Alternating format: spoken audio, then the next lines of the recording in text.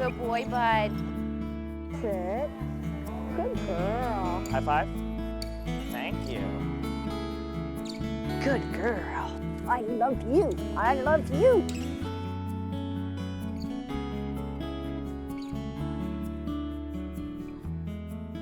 I'm Dr. Karen Overall. I'm a specialist in veterinary behavioral medicine. This video is designed to teach you how to do behavior modification correctly for either your dog or your cat. The subject of the video today will be dogs, but all of these techniques will also work with cats. The intended audience of this video includes veterinary professionals, including vets who would be helping your pets with their behavior problems. It includes clients who want their pets to be nicely mannered or better behaved, or want to get them over a behavioral problem like fear or aggression. And it also includes that group of people who want to prevent behavioral problems in pets. The single most underused reason for behavior modification is prevention. And in fact, in addition to fixing most pets that have behavioral problems, these techniques will prevent most behavioral problems in virtually all pets. And that's important since the single biggest killer of pet animals are behavioral problems. We're going to be talking primarily about two specific behavior modification techniques about which I've published. One is called the protocol for deference, and the other is called the protocol for relaxation. And in the course of the video, I'm going to demonstrate both of them, and I'm going to explain how to use these programs in a way that will fit into your everyday life, and explain to you why it's so important that you use them. And as part of doing this, we're going to emphasize two things. We're going to emphasize having you understand canine signaling and communication, because that's the foundation of an excellent relationship with your pet, is to be able to communicate with your pet. And at the core of this, the second thing we're going to emphasize is humane care and humane behavior mod. This is where you're going to stop screaming, stop kicking, stop hitting, and stop threatening the dog. The dog that we're going to use for this video obviously isn't yours, and in fact, my clients are the ones who encouraged me to make this videotape. Because when we do behavior modification with their animals and try to teach them on their own pet, they're emotionally invested in that pet. So what we want to do is show you behavior modification done flawlessly in a dog who can do it beautifully. And then we're going to have a dog who isn't quite so good at it, so you can see how to recover from the animal's mistakes. The dog that we're going to use for the video today is Flash. Flash is one of my 4 Australian Shepherds. Flash has done this program probably about 1,000 times because Flash was my patient. And Flash's story is an important one for this video because this video is about humane behavioral care. Flash became my dog instead of my patient when the day came that I had to either take him or kill him after he put his 3rd person in intensive care. One of the ways we got Flash over his aggression with people was to work with these behavior modification programs, and in Flash's case, we accompanied that with medication. The reason Flash put somebody in intensive care is he was taken to a trainer who thought that he was way too pushy. And when she asked him to sit in the middle of the class, and he didn't sit immediately, she popped his choke chain and tried to get his attention that way to make an example of him in the class. When she popped his chain and he just stared at her, she dug her fingers into his shoulder blades and popped it even harder. He growled at her. She hung him from the choke collar, all 4 feet off the ground, until he passed out. When he came to, he put her in intensive care. That's Flash's story. That's inhumane training. That's abuse. We no longer have to live with the bondage and discipline and abuse school of dog training. Flash today is a testament to how well dogs can recover and how well they can work. And the reason we're using him in this video is he's given hundreds of patients and their humans hope that their animals can get better. And you'll see what a difference this can make. Social systems of dogs and people are all based on an ability to defer to someone else, to sit down and let somebody else tell you what's to be expected, to ask questions about what's to be expected. Dogs ask questions. People don't realize that. And you do those in situations where you might be uncertain or when you want to work with a group. You need to give the dogs instructions about the expectations of their behavior. You can't possibly take a dog who has a problem behavior or who is bratty and turn them around without giving them realistic expectations of what you want for them to do. What he has now with the protocol for deference is a humane rule structure that works with normal canine communication. And what that says, if you defer to me, if you look to me and take all your cues about the appropriateness of your behavior from me, I'll be a reliable person for you. I'll tell you when there's something to worry about, and I'll tell you when you can look at me and relax. And I'll make sure all your needs are met so that you don't have to be concerned anymore, so that you don't have to be reactive anymore. The protocol for deference is pretty easy. It's pretty passive. All you have to do is ask the dog to sit, to look at you, and that's it. You haven't asked them to stay, you haven't moved, you haven't done anything. You could do it 100 times a day and reward the dog verbally, physically, with food, with a pet, whatever. They would do it. So it's very, very easy to do. Flash, look at me. Look. Now you can see he'll look, and what you want to do is you want to get him to look at you and hold his breath. See, he's pouching out his lips a little bit. Wait. There you go. He has to be absolutely still. He has to look at me. He has to be quiet. There it is. That's what I want. He went to get up. I didn't give him the treat. Flash, look. Look, boy. Hold your breath. His nostrils aren't even moving. I give him the treat. So he learns that the more relaxed he gets, the better he is at doing these programs because they feel better and he's getting more rewards. We want to make sure that you don't put the individual in the situation in which they've reacted. If they're afraid of people, keep them away from strange people for a while. If they're reactive around food, keep them away from food where they're going to react until we get the individual in better shape. Once we've taught them to defer and to calm down, you'll be able to desensitize them to those situations. But at the beginning, avoid the things that trigger the response so that you don't learn in inappropriate or abnormal behavior.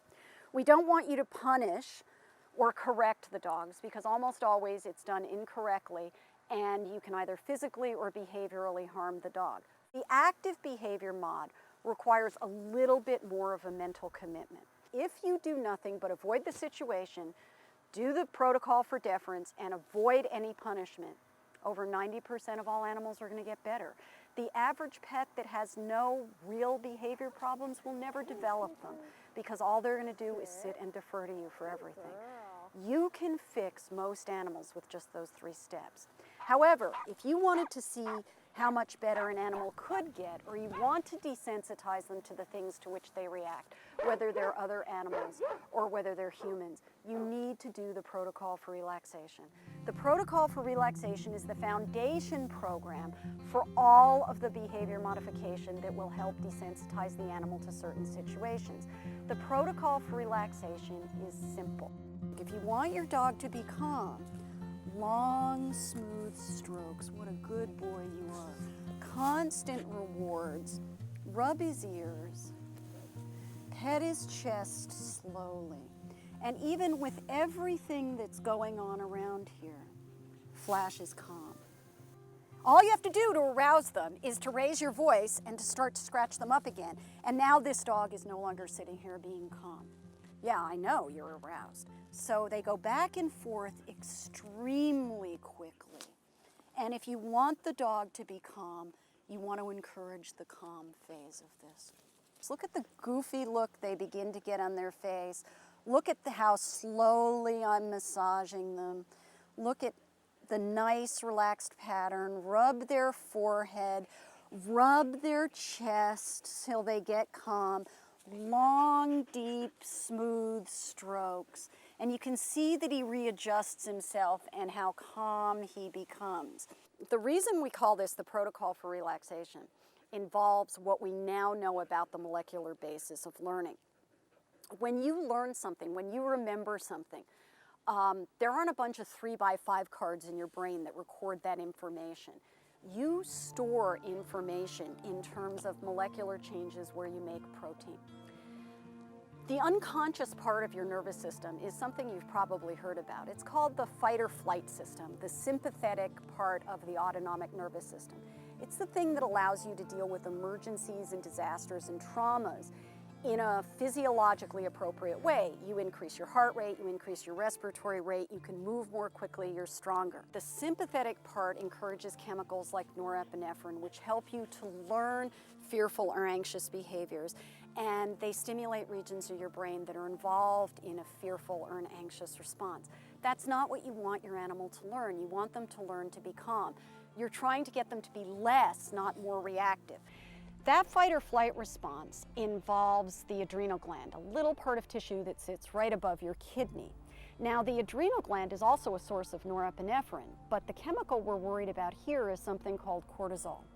Cortisol has long been known as the stress hormone, but recently one of the things that's been discovered implicates cortisol in the learning process. And in fact, it's now believed that in many situations, cortisol acts as something called a hormone response element. And what that means is you can't learn good and relaxed behaviors because the way you process learning is you make new proteins, you make molecular changes. Well, hormone response elements like cortisol block the transcription of that protein. So you can't learn new behaviors that are different. All you can do is learn to react. So anything we can do to decrease the animal's reactivity and to decrease their stress level will really help. That's the first step of this program. And you need to do it sitting down if necessary. We're sitting down for ease of seeing the dog now. But if your dog is calmer with you sitting down, sit down. If they're calmer with you standing up, stand up. If they're calmer with you sitting down and them lying down, do that. So now what I want to do is I want to show you the steps that we go through as part of the protocol for relaxation. Now remember, he can already look at me and be calm. He can already look and be calm and hold his breath, okay? You're ready to start with the rest of it when you can do that. Now in this protocol, you're gonna use the dog's name. You're not in an obedience competition. No one plays the national anthem before you're gonna do this. It's not a sporting event. If you can use the dog's name and get the dog to alert to you, then it's useful to do. You can even repeat the request for him to sit and stay if he's paying attention to you. If the dog's not attending to you, you're obviously going to want to be quiet. People always feel like they have to fill a vacuum. They don't have to fill a vacuum. If you're quiet, the dog will immediately say, "Where's my cue?" and quietly look at you and offer a behavior. Chances are, if you've worked with the protocol for deference in the beginning of the protocol for relaxation, the behavior they offer will be one you want. It'll be a very calm behavior. Then what you're going to do is I'm going to gradually back up. The toughest part of this is to go at the dog's pace. Flash's pace is actually pretty quick. He's done this program hundreds of times. I could run around the backyard and come back and he'll stay here. But I'm going to show you how slowly you need to go and how important it is to watch that dog's signaling, because the dog's going to tell you when he's uncomfortable. If he's uncomfortable, he's kicking in norepinephrine and cortisol and he's not able to learn the new behaviors you want him to. So just watch what I'm doing and watch the cadence, because you'll hear how often I use his voice. You'll see when I reward him. And for people who are still resistant about rewards, particularly food rewards, I want you to think of it as a salary. I don't think dogs should do anything. I think we need to get them to buy into the partnership with us. And part of the way we do that is we pay them. That's certainly the way we work, so we should understand it about dogs. Okay, so what I want Flash to do, he's already sitting, so I don't have to tell him to sit. But I want him to look at me, and I'm hiding the food treats so he's not looking at the food treats. So I've got some behind my back, and I've got one covered in my hand so he can't see it. And now what he's going to learn to do is he's going to learn to track my finger to look at my eye. People will tell you don't stare at dogs. I'm not staring at him. I'm looking at him clearly. Look. Good boy, Flash. Good boy. Stay. Stay. Good boy, Flash. And notice when I used his name, he looked at me. Stay. Good boy, Flash. Look. Good boy, Flash. Stay. Now I want you to notice what happened. He was perfect because he screwed up exactly when I wanted him to screw up. As soon as I backed off, I stopped talking to him and started to explain stuff. I took my focus away from him. I broke our contract. Remember, behavior mod is a set of rules whereby you will be a reliable person and the dog will respond to that. As soon as I stopped paying attention to him, he came over to me to find out what I wanted. Instead of yelling at him, what did I do? I did nothing. I did absolutely nothing except go back to him. As soon as I went back to him, he sat down and he looked at me, and as soon as I asked him to look again, I gave him a treat. The only thing you don't want to do if the dog gets up is to allow them to be a jack-in-the-box. In other words, if a dog got up and then as soon as I approached them they sat down, I would not give them the treat immediately. I would ask them to look at me and to stay, and then I would give them the treat. Now they're being rewarded for relaxing, not for popping up and not doing it correctly. Okay, so watch the whole cadence here and you'll see all the principles we've talked about. Flash. Look. Good boy. Stay. Stay. Stay. Good boy. Look, Flash. Good boy. Stay. Stay. Stay. Stay. Good boy, Flash. Look. Breath. Perfect. Flash, look. Look. Perfect. And he's not even panting. What a good boy. You're such a good boy. Okay, now what do you do if you have a dog like Flash who is pretty reactive and people are worried about being grabbed? A lot of people tell you don't stare at dogs. You can look at a dog for as long as you want and it doesn't have to be staring.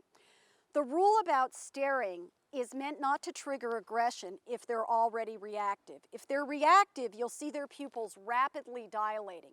If the pupils are rapidly dilating, their ears are stiffening, their shoulder is stiffening, and their back is stiffening, at that point, you're looking at a little bit of a problem situation.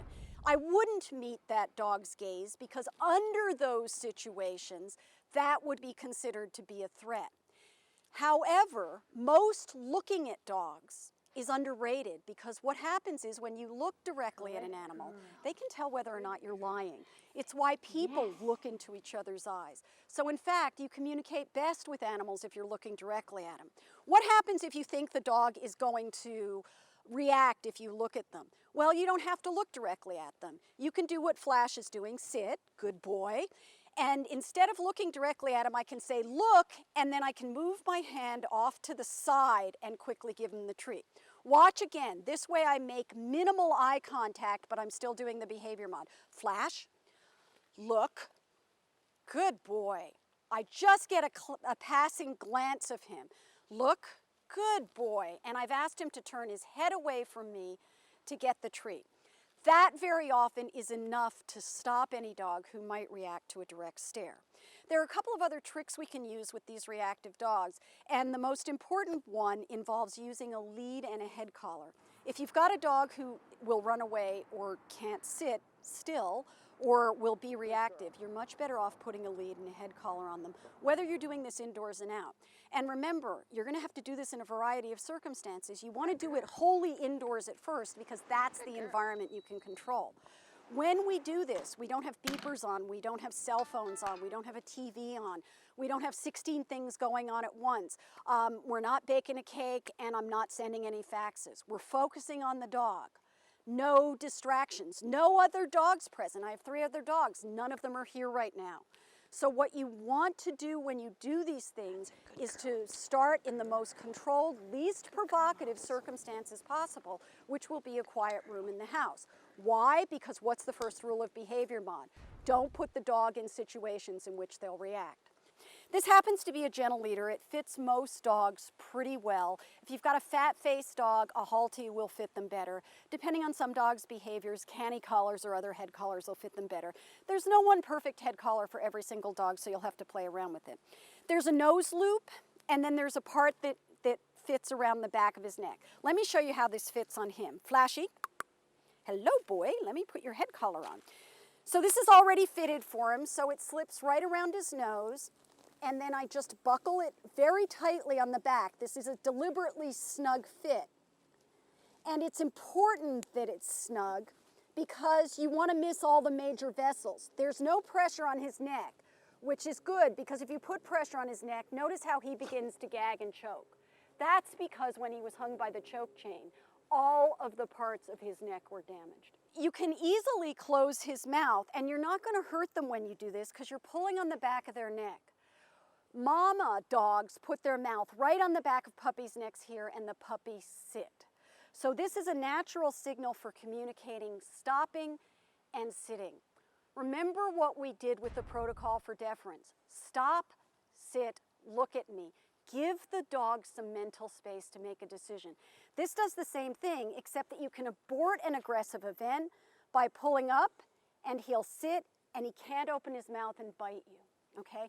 Meanwhile, if you let go, and he's so perfect, he can open his mouth all the way. So you are just the best dog in the whole world. He can do all of those things. Now, if you need both of your hands, you can do this in another way. You can put the lead down and step on one side of the lead with your foot. And then what you're going to do is you're going to stretch it out just a little bit so that it's stretched out. Now remember, you have his head in a basket. You're not going to do anything abrupt. But what we're going to do is ask him to look at me. Look at me, Flash. Look. Treat. And if I'm worried about where his head is as he comes up to look at me, what I could do is I could just move my foot and pull his head down a little further. And it would make him come a little further down, just to lower his head a little bit. That's all you would have to do if he were looking at you and you began to get worried at the way he looked at you. You are just the best. You're just a trooper. It's a mean thing I did to you just now. But you can see that you can use these things to keep you safer, and it's a marginal change. But for somebody who might be worried about rewarding a dog, it can help. And of course, if it's a very aggressive dog, I'm not going to want to reach down there. I'm going to put the treats on the ground. And the dog can get those, and you can toss those to him. So there are other options there. This slows you down. You don't get the dog looking at you to the same extent. But this is exactly the type of thing that we're trying to get dogs to do. Okay, what do you do if you're in a social situation, like you're walking the dog on the street and you're trying to get the dog's attention and somebody stops you? Well, avoid people if you can. But what if you're in a situation where you need the dog to passively pay attention to you? There are some cheap tricks you can use. Yes, boy, I know. You're a good boy. There are some cheap tricks you can use that involve something called target training. Target training is a form of passive behavior modification that I've sort of co-opted for Flash here. And basically, I don't have to look at him to give him any signals. He knows that when my thumb is sticking out there, if he puts his nose on my thumb, I'll give him a treat. I can talk, I could walk, I could take in the paper, I could be sitting there perfectly nicely having tea with somebody else, and he would be just fine. He would sit there quietly and keep touching me. And in fact, he says he's ready for another round. So this is something that's a cheap trick, but people don't do it enough, because if they teach the dogs that every time they touch a part of their anatomy that the people don't have to attend to. Think about this. With the target training, you don't have to say, sit, look, good boy. All you're doing is teaching him that when he puts his nose in an appropriate area, he gets a treat. You've seen Flash do the protocol for deference. You've seen Flash do the protocol for relaxation flawlessly. You've seen Flash be rewarded for the physical signs of the underlying physiological state, the relaxation. And you've heard how you're not supposed to put them in situations they can't handle so they don't learn inappropriate behaviors, and how no punishment and no correction is involved. This is the dog who put people in intensive care. This is the dog who was going to have to be euthanized if he couldn't be protected. He's the dog that taught me how important these programs are. He's priceless to me. He's simply the best teacher I've ever had. And he should give hope to all of those dogs who are troubled.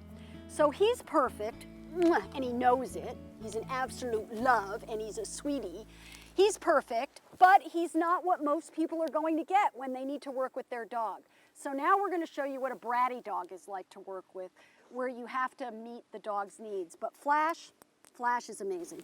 So what I'm going to do is show how you begin to work with the protocol for relaxation with a dog that is generally an excellent dog, but will hate this professional video setup. She won't like the lights or the cameras or anything, so she's going to be very reactive. Because many, many dogs that I see are reactive, and in fact, the most common set of conditions I see in private specialty practice are anxiety disorders. So here we've got Emma, and I'm going to get her to look, and Emma knows these programs. So this is what reactivity does to a dog and how much it interferes with their ability to function. Come here, Emma. Sit. Good girl. Notice she's obedient. She's not relaxed, and that's important. Look at me. Look. Good girl. See the scanning behavior, see the ear back, see how quickly she grabs the food. She's not relaxed. Her ears are flat against her head. She's scanning the world. Her pupils are relatively small because of the bright light, but her eyes are huge because she's worried about everything. So I would never go any further from a dog like this than this distance until she could reliably put her ears up. This is a very distressed dog right now, and this is what most dogs are going to be like. And it may take you half an hour to get her to stop scanning. Now notice the frequency of the scanning has decreased just in the past few minutes. Notice that she's looking around, but she automatically returns to me. And I'm going to reward her for that and tell her she's good. I clicked to her to get her to focus, but her ears went back because she responded, she was obedient, but she wasn't calm. Look. Now, if I sat down, she would be a little calmer. And she would get more of an idea that I was relaxing because I wasn't standing up.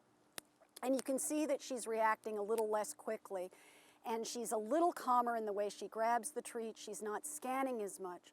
But you can certainly see that this is not a happy, relaxed dog. And that's the situation we tend to have in many pathological dogs. And the protocol for relaxation basically shapes progressively calmer behaviors. I'm going to ask her to look at me and take a deep breath. And then I'll give her the treat. And we're going to practice that a few more times where she has to look at me for longer amounts of time. Look. Deep breath. Good girl. We'll do it a couple more times. Look. So now she's doing something that she couldn't do 5 minutes ago. Good girl. So she can look at me, she can hold her breath. But this is a dog who's still not happy with doing this. She knows she wants to do it to please me, but she's anxious and she's worried because of the setting of the cameras and stuff. That's the dog most of you are going to be dealing with. You're not going to deal with flawless dogs. So what we've covered in this behavior mod video are the 4 basic principles of changing any behavior. I don't care if it's a pathologically aggressive biting behavior or if it's just that the dog doesn't have the most beautiful leash manners or table manners in the world. What we've covered are the 4 basic steps to how to improve behavior. First of all, don't put the dog in situations that make them react. Obviously, they'll learn to react. The second part is don't correct them and don't punish them. Instead, you saw how we substituted other behaviors. And remember, instead of punishing a dog, to do the single, simplest, most important thing that you can do to improve behavior. Reward them when they're spontaneously doing something that you think is good. And this is important because this is probably the defining relationship you'll have in your life with an individual who will love you unconditionally. And unconditional love is not something we get a lot. We've got to realize that our pets, yeah, they're our property, but we're their guardians, and they're cognitive, and they need us, and they rely on us, and they can only do that if they can trust us. And that's what humane behavior modification is all about, meeting their needs and letting them trust us. Because after all, I don't know what you'd do without these guys. They're just the most wonderful kids in the world, aren't they? Aren't they? What? Oh, yes, I know. I love you. I love you. I love you.